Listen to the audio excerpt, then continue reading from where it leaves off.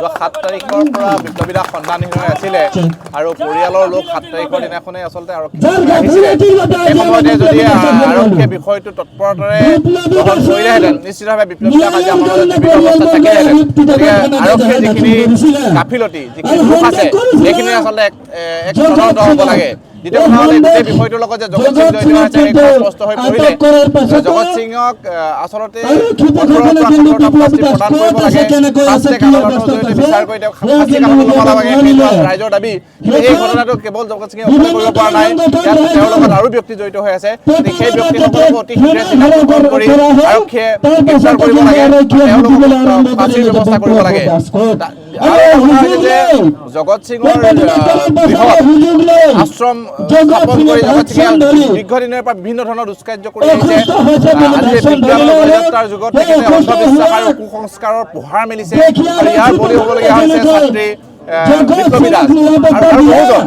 গতিকে হয়তো কাৰোবাৰ ক্ষেত্ৰত কথাবিলাক পোহৰলৈ অহা নাই, বিপ্লবী দাসৰ বিষয়টো পোহৰলৈ অহাৰ বাবে আচলতে আজি ৰাইজে হ'বলগীয়া হৈছে।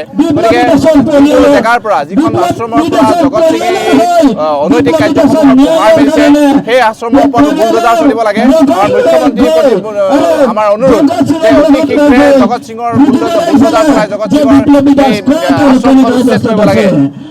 ইয়াৰ পিছত আৰু এটা কথা হৈছে যে আমি আৰু এটা উত্থাপন কৰিছোঁ হিচাপৰ আৰক্ষী থানাৰ লগতে দাঁতিকাষৰীয়া আৰক্ষী থানাসমূহক যিসমূহ নিৰুদ্দেশৰ পঞ্জীভুক্ত হৈ আছে, যিসমূহৰ ইতিমধ্যে কোনো সমাধান হোৱা নাই, যিসমূহ ভিতৰতে উদ্ধাৰৰ ঘটনা সংঘটিত হৈছে, যিবিলাকৰ চিনাক্তকৰণ হোৱা নাই, ঘটনা সংঘটিত হৈছে, যিবোৰ আজিলৈকে কোনো ধৰণৰ ৰিজাল্ট ওলোৱা নাই, সেই ঘটনাবিলাক পুনৰীক্ষণ কৰিব লাগে, ৰিঅপেন কৰিব লাগে সেই কেছবিলাক। আৰু এইবিলাকৰ পিছত জগত সিং জড়িত থকাৰ কিন্তু সম্ভাৱনা প্ৰকট হৈ পৰিছে। গতিকে আমি দাবী জনাইছো যে এই বিষয়বিলাক পুনৰীক্ষণ কৰিব লাগে।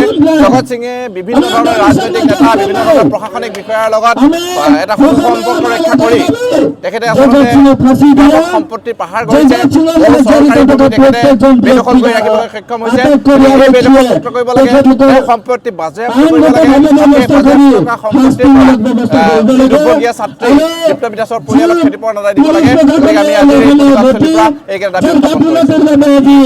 জগত সিঙক ফাঁচি দিয়া হোৱা নাই আৰু বিপ্লবী দাসক ন্যায় দিয়া নাই। নিশ্চিতভাৱে এগৰাকী ৰাখিবৰ কাৰণে কেতিয়াও সম্ভৱ নহয়। তেখেতৰ উদ্ধাৰ হোৱা ইয়াৰ লগত যথেষ্টখিনি মানুহ জড়িত হৈ থাকিব। গতিকে সকলোখিনি মানুহক গ্ৰেপ্তাৰ কৰি তেওঁলোকক কঠোৰ পৰা কঠোৰ শাস্তি প্ৰদান কৰিবৰ কাৰণে আমি অসম জাতীয়তাবাদী যুৱ সংঘ